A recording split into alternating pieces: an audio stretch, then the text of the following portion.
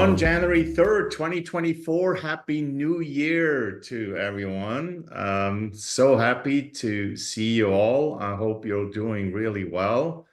How has it been the first few days? Let's just check in with just a little bit. We're doing great. We've had a lot of services on each of the previous Sundays, and it's gone well. No complaints. What about you, Randy? Never a dull moment. We're not only the weekly service, but on the tail end of our move. I mean, we've been in since middle of October, but swapping out seat backs and seat cushions on sanctuary chairs, still doing a build out in the facility, trying to reposition stage lights, and I mean, it's just one thing after another. Yeah. Sounds like a lot. I'm not jealous. Mike and Bob, from your end. Go ahead, Mike. No, Mike. You're muted. There you go. All right. Yeah, Bob and I are from Unity Church of the Mountains, and we have had a good holiday season. Our choir went Christmas caroling at a retirement home, and that went really well. And we're going to go again this Sunday, even though Christmas is over. They had to cancel or postpone at a different one. Yeah. And we did 2 services on Christmas Eve, which apparently only comes up every few years, and that's okay with me. There was a lot of effort there, excuse me. But they went really well, and we had good attendance and good feeling. And then we did our Burning Bowl and Whitestone this past Sunday, and those went really well. And this upcoming Sunday, we're going to do something a little unusual, which I'd like to establish as a new first of the year tradition. We're going to do a service called Unity Past, Present, and Future. And I'll have 2 other ministers joining in with me, and we're just gonna talk about it. So Nice. Yeah, looking forward to 2024, and it's going to be a roller coaster. So Well, hopefully. Eldon is still adjusting. Yeah. You're unmuted. You're scratching all over the place here, Eldon. Sorry. We're just checking in moving the camera around. We're just checking in on how New Year's has been going.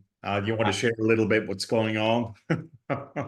Oh, well, we're moving to a new location, and I'm sitting here in front of all the equipment we moved yesterday and doing the first Zoom call from here. That's why it's changing cameras, and I have last minute stuff. Awesome. There is one thing, just to let you know, our PTZ controller will move the Canon cameras. The joystick? It does move the Canons? Yeah, once I figured all the ports and things out, yes. Oh my God, that's awesome. Awesome. Well, we'll catch everyone up if we have time later.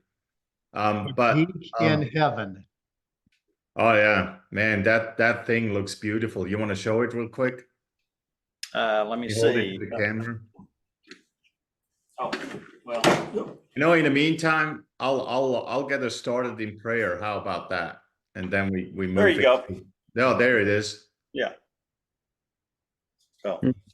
$900, but totally worth it. All right, let's take a moment in prayer, recognizing that we are indeed in a new year, just a symbol of renewal. As we have let go the old, we are ready for something new, and we are embracing it with all our hearts and minds in perfect harmony so that our actions may follow suit.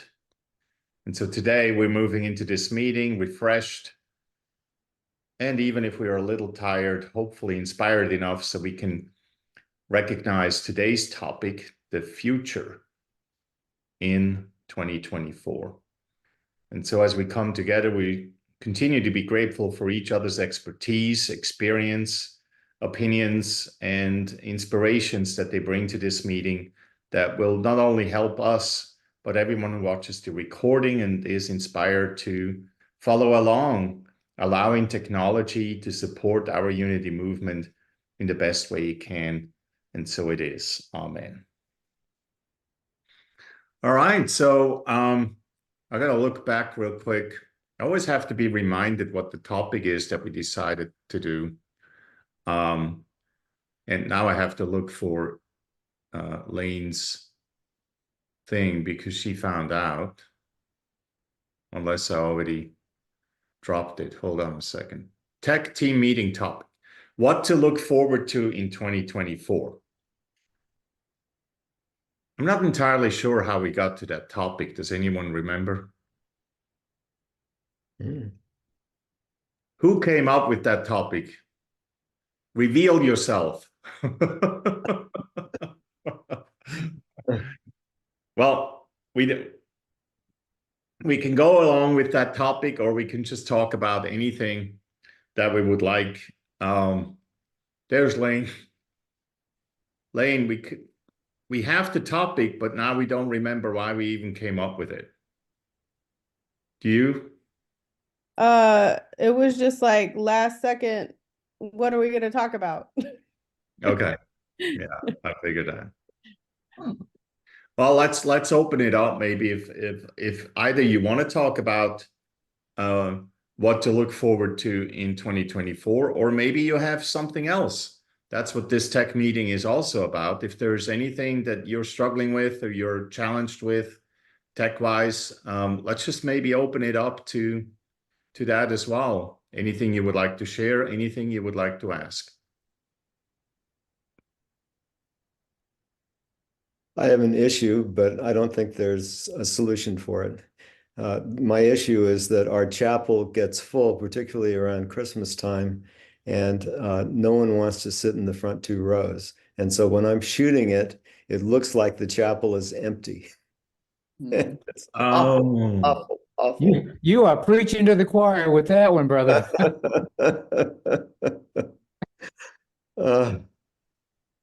I beg the people, I beg them, sit up front, and only if the room is completely full will there be anybody in the front 2 rows. So we might have just a smoking service, and the video, people see an empty room. Drives Yeah. me crazy. How about I have an idea. I'm Swiss, so I Cattle like prod. Okay, good. I like Swiss chocolate. So why don't you put a little chocolate on the seat, and then they're only allowed to eat the chocolate if they're willing to sit the entire service. What a terrible idea. I honestly, I would just do it for the fun of it to see what happens. Okay. No, we'll do it. Call attention to it in We'll a do it and playful I'll way. report back. No Belgian chocolate. Belgian chocolate, I don't know why people even talk about it. It's got to be Swiss chocolate.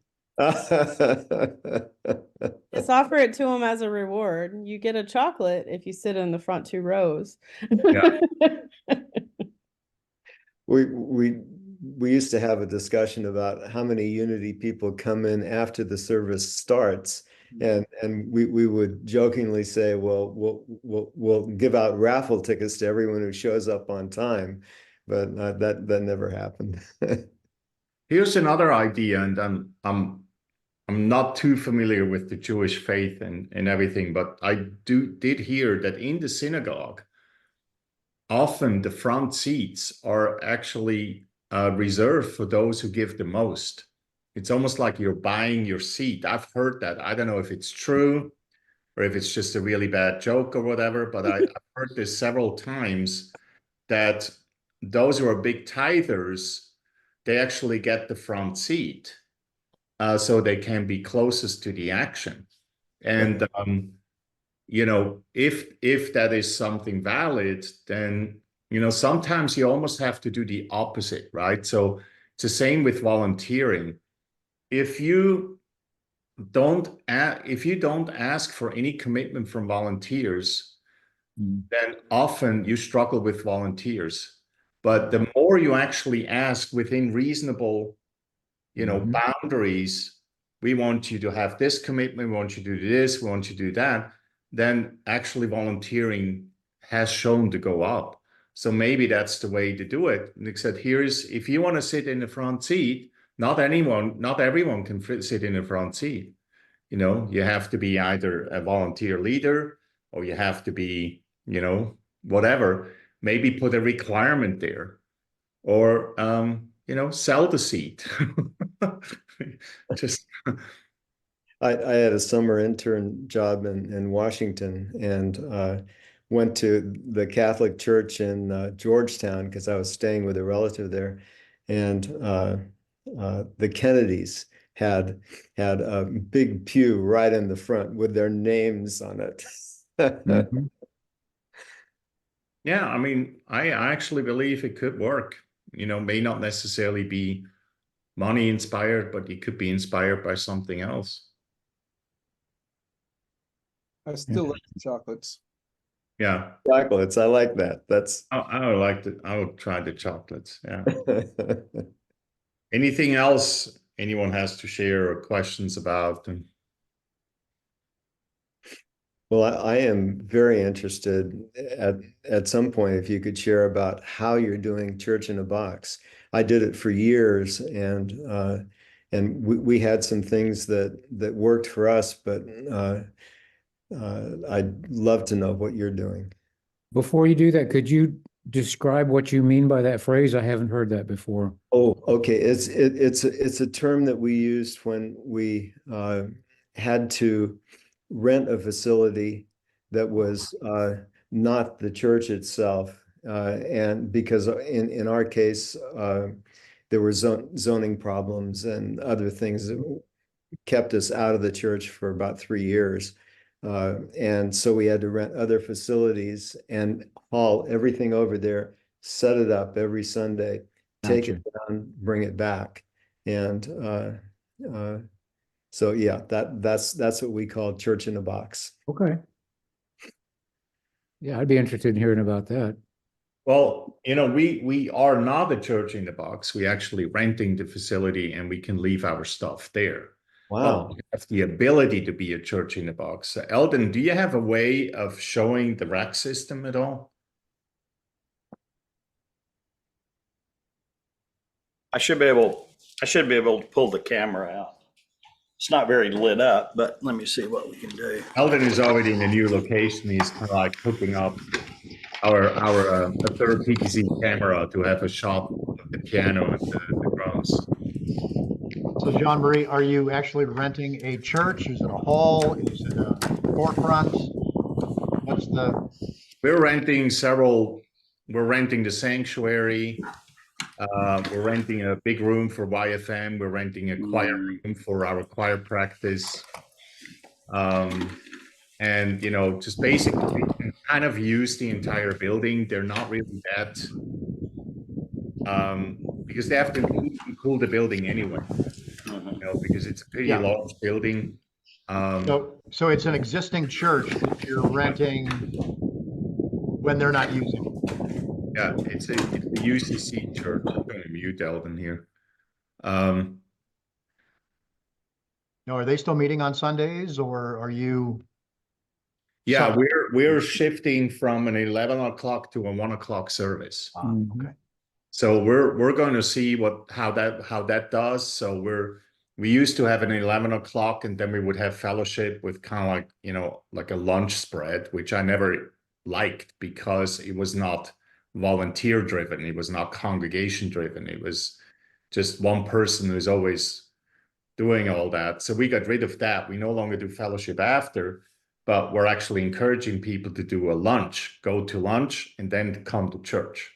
So we'll have to see. We just don't have a lot of experience. It's our first Sunday this Sunday. You know, it might be really interesting to see if your numbers go up because of the 1 o'clock. I mean, they very well might. We switched our Christmas Eve to 4 o'clock in the afternoon, which at first it was kind of a shock to me, but then, you know, it really worked big time because here in the mountains, it gets dark at 5:30 and, you know, a lot of our congregants don't want to drive at night.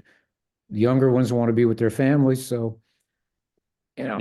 Yeah. We did it at 7 and I actually don't like it that late personally. Yeah.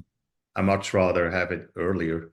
Yeah. And, you know, I was even thinking, why not just get some blackout curtains and, you know, because you're right, families and especially people who don't want to travel at night, they're not showing up, especially now with live stream, they don't feel they have to. They're satisfied with staying at home and watching from home. Eldon, I put you on mute because you were mute. So you have to unmute yourself if you're talking. It's a moot point. Yeah, it's a mute point, yeah.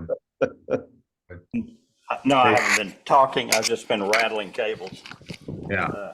Okay, but anyway, this is the setup we've got. This is our AV streaming box that's showing the camera here. And let's see, we go to here. There, that's our ATM multi-view on the box. And switcher, and then our Just They've given can you you pull a out? dedicated, they've given you a dedicated room to have all this? Hold on No. a second. Can you just pull out real quick so we can actually see the whole thing because it's Yeah. just very. let's see, how much can we see here? See, there's the monitors for Mac Computer 2, and then over here is our station for the Mac 1 that's in the box where we run Pro Presenter. And that is Right. actually Pro Presenter that's up and going there. And our switcher for the camera. So yeah, that's So both Mac Minis that we used to have are now in the rack system. yep. Everything we need, he can basically just close it up and move it. The additional monitors, yes, they're useful for stationary setup, but if we needed to do a live stream out in the park, we will be able to do so. Mm-hmm. So everything that's needed, power conditioner, you know, our webcaster, we have, you know, we don't, what is it called? Web presenter? Yeah, it's a Black Magic web presenter. So we HD. outsource the compression of the video and That one. into the web presenter rather than having the Mac Minis do the workload. So this all fit all in a rack system, and it comes with casters. You can attach platform with casters, and it can be moved by 2 people. Right. Pretty heavy. You mentioned, Go ahead, Mike. Eldon, you mentioned Pro Presenter, and I think I saw a glimpse of it on the screen. Is that an equivalent to Keynote or something along Oh those lines? no! That would be for Lane to answer. It does everything. It's Go certainly not ahead. an equivalent. It is. It's a is whole much other more level. That's what I'm feature-rich. getting. Yeah. Okay. Can you tell me a little bit It about would it? it would completely replace your need for something like that for you know, like PowerPoint or a Keynote or something like that. But the Pro Presenter gives you the ability to define what's on different screens. So you can bring in we currently have 4 screens, or in our previous location we had 4 screens tied to it, and we're going to do the same thing at this new place.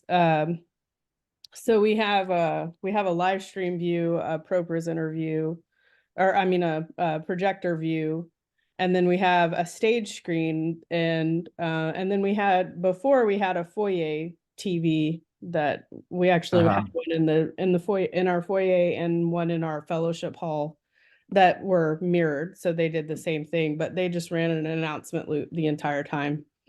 In this new facility, we're actually going to have 2 stage screens, so we have a little more functionality with how we're going to use that 4th display. It won't just be an announcement loop now. It might be like a confidence monitor, so Jean-Marie can see this is the slide I'm on, or this is the next slide that's coming up, so he has an idea of what's coming. We're also going to use it to communicate to the music team. This is when you need to get on stage, because our stage setup is vastly different, and they're going to have to change how they were doing things before to prevent like long pauses. So yeah, you can each one of those screens can show something completely different. and it's all done in ProPresenter. So yes, you can do slides, but you can do a ton more with it. And there are many features that we're not even using.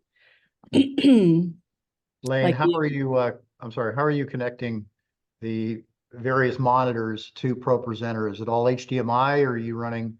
We have an SDI card that we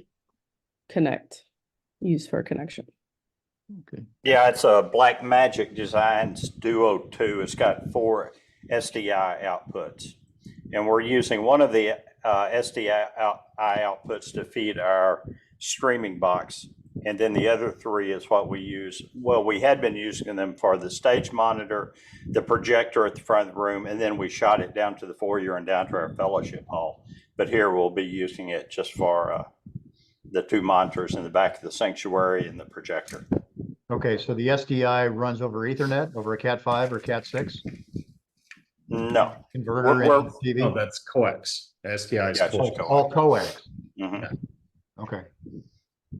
And it'll run like 250 feet without any loss. You're right. Yeah, or even 1,000 feet. Yeah. You know, so that's the whole thing, you know, that's why, because we had such a large sanctuary, but even now, you know, some of those monitors we utilize, for example, for the music team when they're in a separate room, want to give them like heads up, you're up, right? That's too far for an HDMI, for a standard HDMI cable. So then you would have to spend hundreds of dollars or a really expensive HDMI cable that can go above 50 feet. It's much more economical to use coax, run it SDI, and use 2 converters. It's much cheaper than that. And it's, you know, and you're much more flexible because then you can use the same setup. You just crimp another coax for the distance that you need, rather than having to buy these expensive HDMI cables. We only run HDMI up to 20 feet, right, max, or maybe even We've done some 30-foot, but 30 foot. Yeah. it's really large HDMI cable. It's a a large gauge cable, and Yeah. yeah. When we moved into our new facility, they had been using this HDMI over HDB and it's an HDMI to Ethernet converter. So we've got transmitters and we're running Cat5 up from the sound booth up to the stage on those. And that's why I was wondering if it was. That works just fine. And the serial digital interface, the SDI cables, are an even simpler and better solution because you don't have to worry about the translation. You just send it on out there. Yeah. You know, I mean, we had to run, you know, we actually bought Eldon like a 1,000-foot spool and the crimp, you know, thing. So Eldon did all our cabling, right? And SDI is just the simplest and cheapest way of doing it, because it's, you know, you don't, as soon as you go into Cat 5, Cat 6 stuff, it's getting a little bit harder. You can still do it yourself. If you want to make your own cables, otherwise you just buy them, of course, right? Well, the one thing that I enjoyed with the HDMI, or as you were, with the Cat5 is for my cameras, I've got a PTZ and several Mevos. We're running power over Ethernet cable. Yeah. So I don't have to worry about an additional AC outlet wherever I've got. That is true. Yeah. I mean, ultimately, I think it's Ethernet is the way to go, right? Yeah. Just in terms of compatibility, it's just a question, you know, like the joystick that you saw before, the PTZ optic joystick that runs over PoE. It's just nice, you know, that the power is provided. And our PTZ cameras, what we were using was we ran the Ethernet, power over Ethernet to each camera, but then one camera that was close enough to our booth, we just ran a good quality HDMI cable into our switcher. For the one off to the side that was really too long for HDMI cable, we just ran the SDI coax and then used an SDI to HDMI converter here at our switcher. Blackmagic, I think, has come out with a new switcher, though, that they have gone with SDI ports on it. Yes, they do. Mm-hmm. A small one, like Yeah. They got the big one too. Oh, yeah. Eldon, just as we were setting up for today's session, you were mentioning you got, okay, your PTZ camera Right. was connecting to, and I didn't catch the last part of that earlier. Well, what is the new facility we're in? We use PTZ optics cameras, and we control them with just an app on the iPad. It worked real well. This church is using Canon N300 cameras, and they are using the NDI signal. They are bringing that into their computer and running OSB or OBS, whatever that is. Yes. Yeah. And so they're actually bringing their video in through their network. But what we found out just the other day is that the SDI port on their cameras is active also. And so we just dropped a coax cable in there this morning, ran it to our box here, and that's why we've got one camera now working. So, yeah, a lot of ways to do things. The challenge was for Eldon to find an app that will, so the PTC the PTC cameras, all PTC cameras follow like a basic standard protocol in terms of how to control the cameras. And then each individual manufacturer has additional options. So they want you to buy the proprietary, joysticks and apps and things like that in order to control them. But ultimately, it's similar to any other system. There is a basic foundation of how these PTC cameras are being controlled. And so Eldon did a lot of research on that, but was unable to find an app that would control the Canon cameras. And we've been talking about this joystick for 4 years, right? Or for 3 years at least, when we first started thinking about doing live stream. We wanted to buy the joystick, but it was expensive back then and we weren't really sure. And then we just made the jump now and said, let's get the joystick. But ultimately for control, the best control you have is over the joystick. Much better than the app, and it seems to be working. So even though it's PTZ Optics, which is the manufacturer of the joystick, it can control the Canon cameras because of that foundation of that protocol that all PTC cameras seem to understand. We might not be able to use any specific functionality, some features that the Canon cameras have, but all we really do is the basic camera moves. Yeah, Mike. You're muted. It again. I just got a phone call I have to deal with. I'm going to have to step out for a bit. I'll be back when I can. No worries. Thank you, guys. Good. Girls. So I have a question. The PTZ optic joystick, do you get smooth control with the cameras, or is it a little jerky? I mean, we're like, I don't know, 50 feet back from the stage, and so we have to use a long lens, and even controlling it, with a tripod handle is very delicate. And I was just wondering how that is for you. Well, all I can say right now is I don't know, because I just actually found the port number to make this work about 10 minutes before our meeting. So, or so, but it's the N300 of Canon? Yes, and I just tried it. Well, let me see. It's a cheaper model than the one we were initially looking at. Yeah. Okay, let's see. Let me do something here. I think the research that we initially did, how we ended up with PTZ Optics, was when we looked at the Canon first, not the N300. I don't know if that was even out back then, but the Canon PTC cameras were $5,000 or $6,000, and they were absolutely smooth. And then we knew we would lose that smooth control by using PTZ optics, which was, 2200 because we got the NDI version of it. And so we knew it would be jerky, and not because of the joystick, but because of wouldn't be as smooth as a $5,000 or $6,000 PTZ camera. And I think so that's one factor to look at.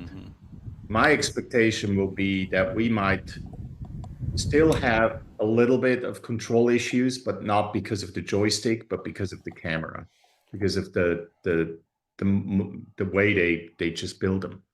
Yeah, and Owen, this is kind of as slow as I can kind of get to go. And is this the Canon camera or the? That's the Canon camera with our new controller. Okay, great. And then if you want to, you can go pretty quick. Good. But that's also, I mean, I'm looking at this. I think if you learn how to use the joystick and if you get used to it, you can do this more smoothly. Okay. That's acceptable to me. And you probably have presets in there too, so you can go ahead and have one shot and then it will move to the next location. I think with the PTZ optics, you get up to 255 presets. Oh, Yeah. And then you have quick presets, and there's different levels of presets where you just push one button and it does everything for you. And then you do two buttons where it goes from camera to camera. It's quite elaborate. Yeah, so that's our new sanctuary. Quite something different. what's the seating capacity? Maybe 100, 120? Or is it more? I don't know. Randy, what is in your new facility? What's the seating capacity? We've got, I just had it, because I had to count the chairs, 127 chairs, which is about what we had in the other facility as well. It's just, our old sanctuary was 42 feet wide, 41 feet deep. Our new sanctuary is 26 feet wide and 75 feet deep. So I just mounted, I could probably try to, there's the sanctuary. Yeah. But you see kind of right in the middle there, I just dropped a 1x6 from the ceiling. And that's where I'm going to put, on either end will be a Mevo camera, and my PTZ will go underneath the 1x6. So I'm cutting the sanctuary basically in half. And that's, I've got it mounted right now. The PTZ is sitting on top, literally on top of the railing of the sound booth. And we're still getting fairly decent quality with using the digital zoom on the PTZ. So I expect to be a whole lot smoother when we move it up halfway. Yeah. No, I'm really glad in retrospect that we got the 30 times optical zoom and the NDI, because that helps us now, right, Eldon, that we got the NDI capability, or we're not using it. Not using it. The reason I wasn't all that fired up for NDI when we first got them was that I'd been reading that, if you start adding too many cameras, you've really got to have a good network to keep up with the data rate for the cameras. And also just the fact that it's going through the network. I just knew an SDI cable sure was a lot more reliable. But we've got that option, and they are using that here. They're using NDI, yeah, but we're bypassing it because we're doing SDI. Yeah, that's true. Yeah. But this is really good because it doesn't affect us using their cameras, really. We're not having to get in on their IP addresses and do things. We're kind of making it, I think we'll be better neighbors this way. Yeah, that was one of the things I was really big on, is that we make sure that we touch as little of their system as possible. And Eldon made it happen with some HDMI switches, things like that. where it need be, and then we're sharing the soundboard. Mm-hmm. That was my next question. What are you doing from the sound perspective? Yeah, we're just using they have a digital soundboard. They're actually much more, from a sound perspective, they were much more sophisticated than we were. We were still audio. They have switched to digital. Sorry, we were still analog, but they have switched to digital a while ago. And so we are actually benefiting from that. But all we need to do is we just need to plug in the audio. They have a separate mixing capability for the live stream mix. So it's going to be easy. And our sound engineer, he connected with their sound guy. He's learning the board. And the beauty is our sound engineer is also a musician. And so he often goes from the sound booth, which is still upstairs, has to run down the stairs, go to the sanctuary, and then does the drums or plays the guitar or something. And then he has to run up again and then mute and unmute. And now he has the ability to control the soundboard from the stage, so he can actually change things, which is really awesome. Is it a Behringer X32? Yeah, not his favorite. He likes another one, but he's willing to work with it. That iPad for the digital rack-mounted Behringer X32 is phenomenal. Yeah. I wish I had one, but I mean, we've got the full Monty back in the sound booth, but Yeah, they're incredible. I was just, as I was leaving my previous life as a musician, that was just starting to come on. And you would go do a sound check and everybody would have their own iPad, and the sound check was like done. And the sound guy could walk around the venue. I mean, it was pretty incredible. Mhm. And some of the musicians, I bet this is true with churches too, would have their fader like here and all the others like there. Put Yeah. me all the way up. Yeah. I'm still toying with the idea to get, I hate those music stands that our musicians are using,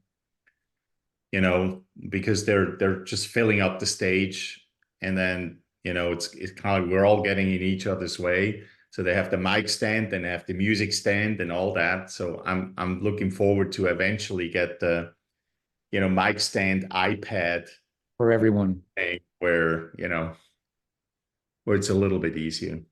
Mhm. Yeah.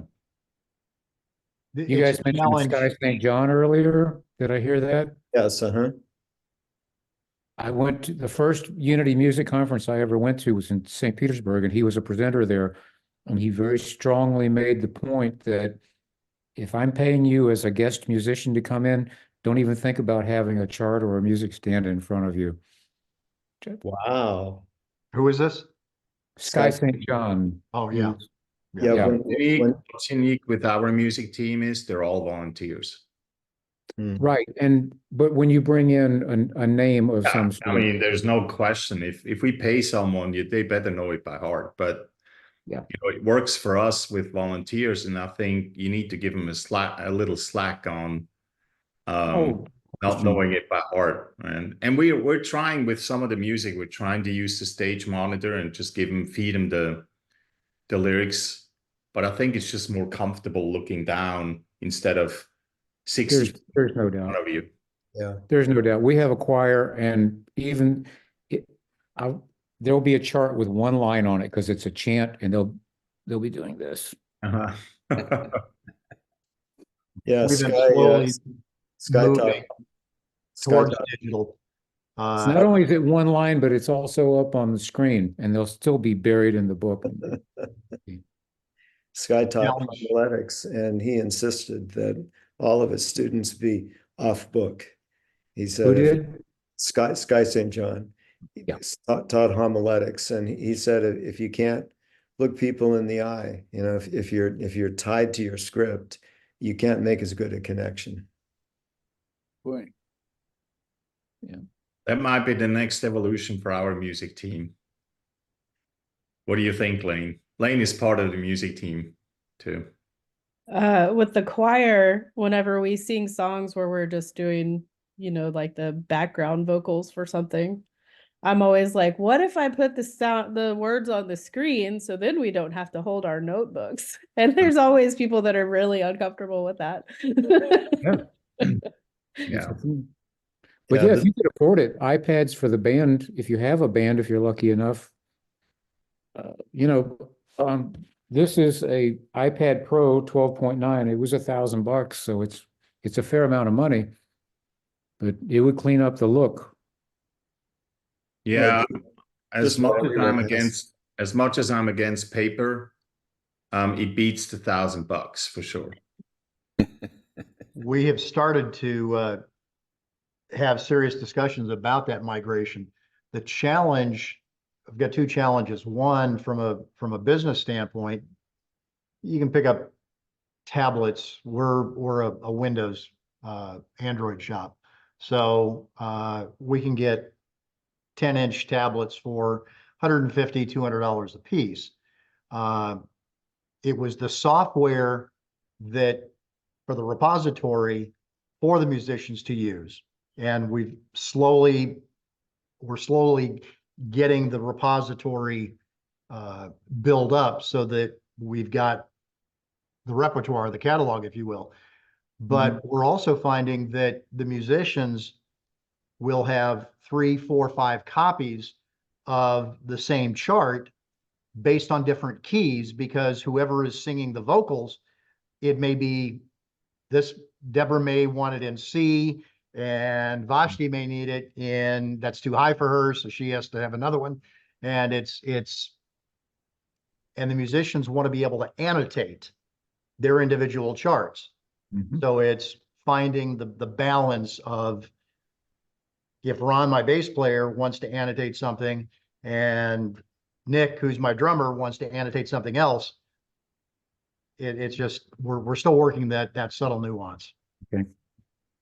Well, it's only an Apple thing, so you're back to the iPad, but I use a program called Fourscore that lets me put PDFs in there and I can write on it with the Apple Pencil or have multiple versions. And every week I create a set list, Yeah. and I've got like a couple of years worth now, and I can just step through. And my talk is on there too, although it's pretty much just bullet points these days. But you can definitely have multiple versions, and you can annotate, draw on it with your finger or the Apple Pencil. There may be an equivalent to that in the Android world. I wouldn't be surprised. Well, there is. We use a product called Planning Center Online as our church management system. And we have a license for Music Stand, which is embedded into Planning Center. There you go. And it does have annotation capability. It's getting the musicians comfortable with it. And my keyboardist wants to see the 4 or 5 page chart on his Hammond Leslie organ. That's what he wants. Yeah. Yeah, that was our discussion with some of the musicians. How, when I'm playing, how am I going to, except, well, Oh, you can get a foot switch for $100. It's a Bluetooth switch with 2 pedals, and you go back and forth. Yeah. If you play guitar or bass, you pretty much have to have that. If you're playing keyboard, it's easy enough to just, pop down and hit the screen to change the page. Yeah. But our pianist, our music director, is the pianist. She always has the full spread too. So she probably says, "Sure, give me 5 or 6 iPads," and then A 42-inch TV. yeah. Yeah. Well, Ron, I want to give you you came in a bit later, so we haven't really acknowledged you. Just want to acknowledge you and see if you want to add to the discussion. Well, the big thing clicking for me right now is something simple.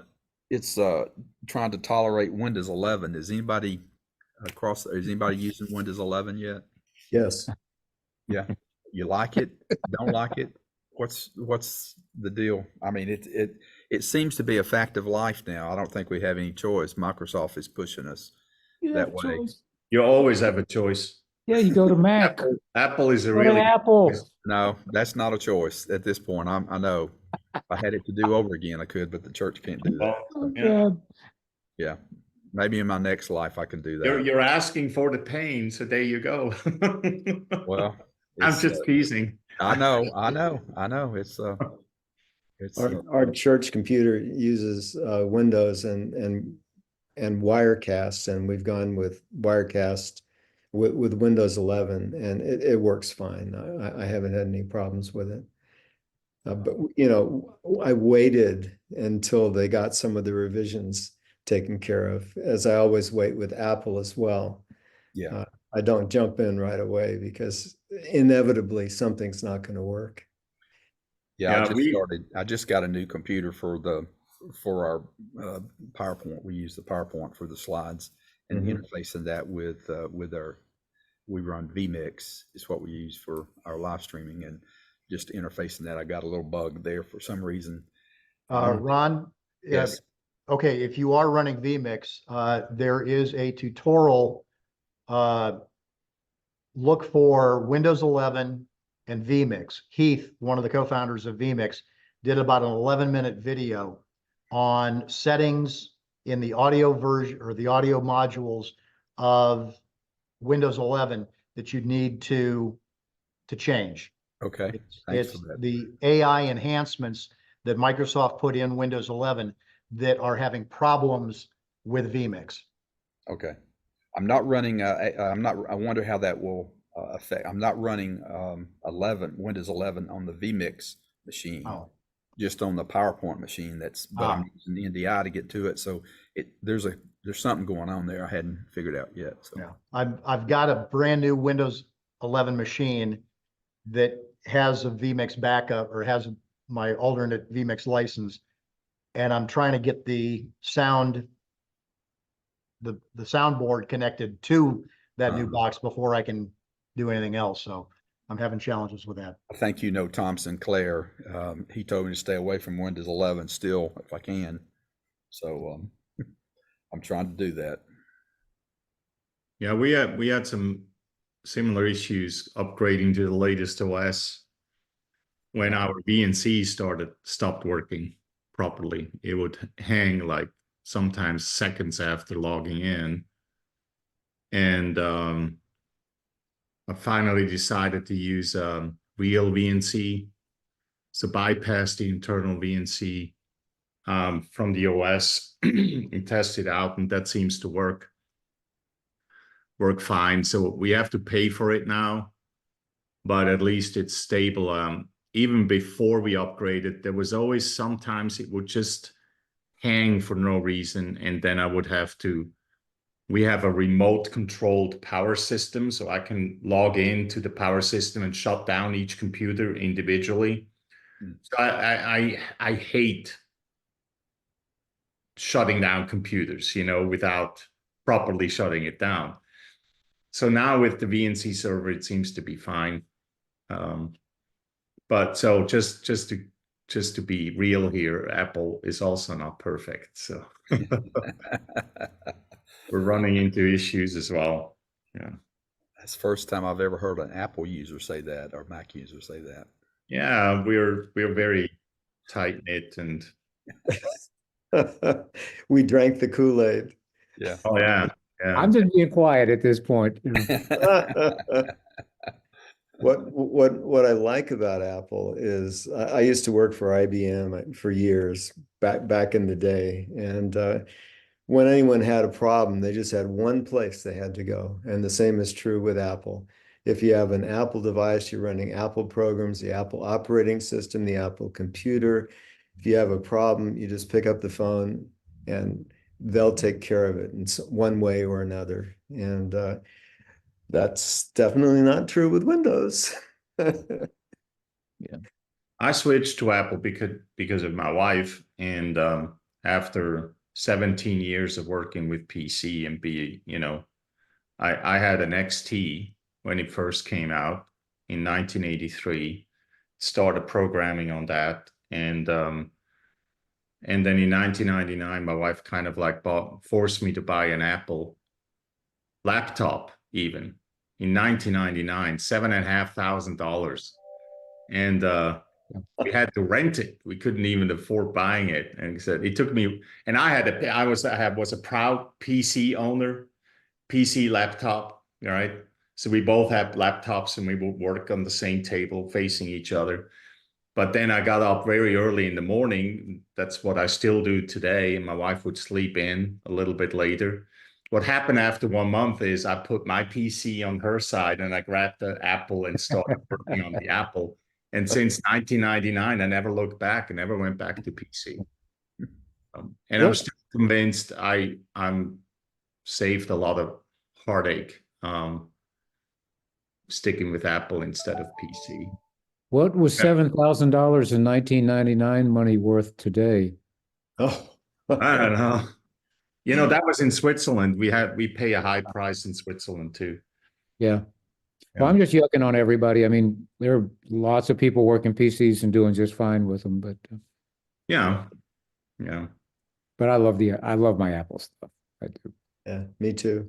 We will have that banter That's what it is. It's banter. always. And I like it, right? So Yeah.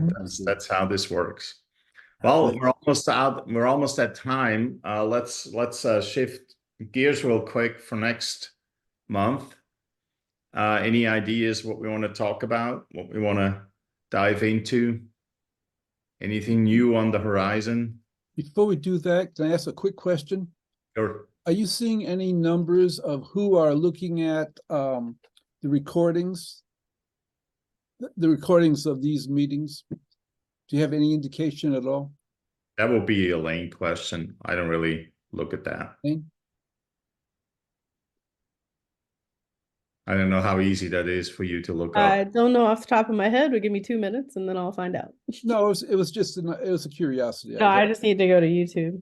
So while Lane looks up topic for next month, I have a topic. If I went to the Power of Focus Ministry or whatever Shad calls it. I went to one of those seminars, and he's clearly, at least again, what everybody hears, and I've confirmed this with other ministers, that he is saying don't live stream. He's telling churches not to live stream. I wonder if any of you have agree with that, or he says. well, we already had 2 sessions on that. I don't know if you missed both of them. I'm happy to pick it up again. But If you did, I'll find the recordings. Look at the recording. Okay. I don't want to be, especially not now. I don't want to really get into that discussion. But I'm happy to do another round on that. But I think we're pretty much all on the same page that live stream, well done,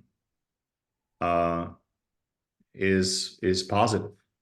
Yeah. That's the operative word, well done.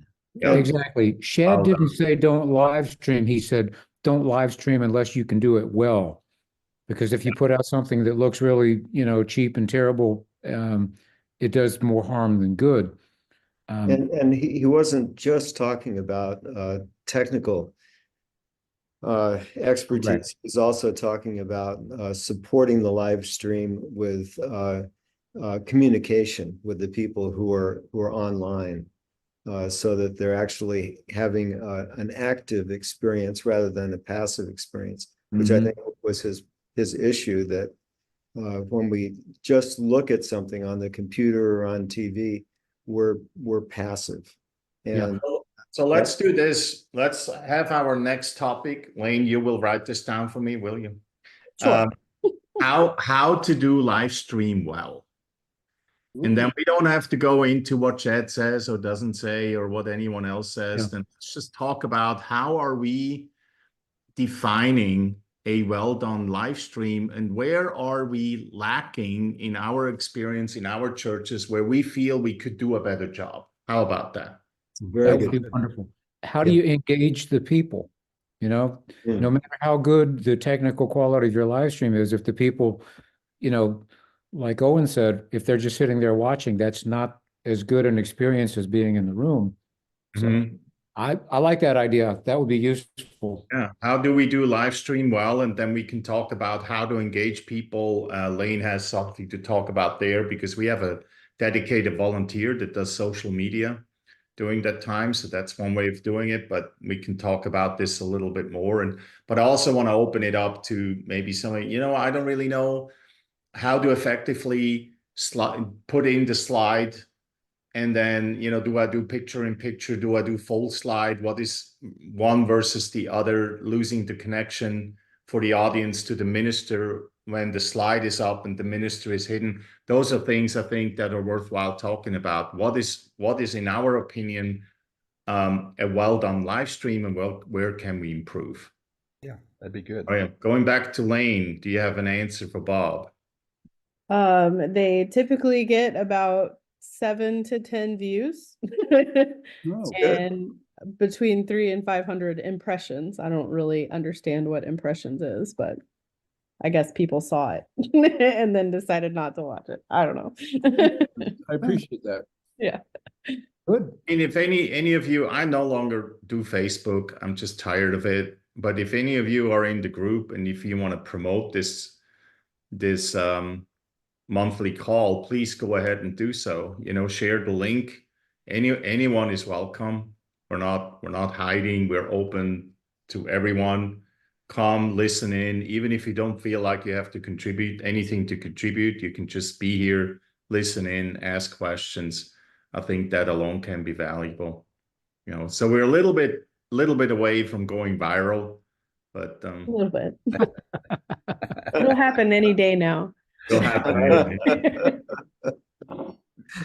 There's I'll tell you guys probably I don't know, but on the connections page of UWM, there's a link to the town hall meeting on this coming Monday. It's a town hall meeting that they're doing, the UWM board's doing, to talk about, I think, the future of Unity, or what Unity is going to be when we grow up, or whatever it is. So that's town hall meeting on Monday. Good, Yeah. thank you. You can Yeah, go to Connections. I will send out. You're not in our region, are you, Ron? No, I'm in the Southeast region.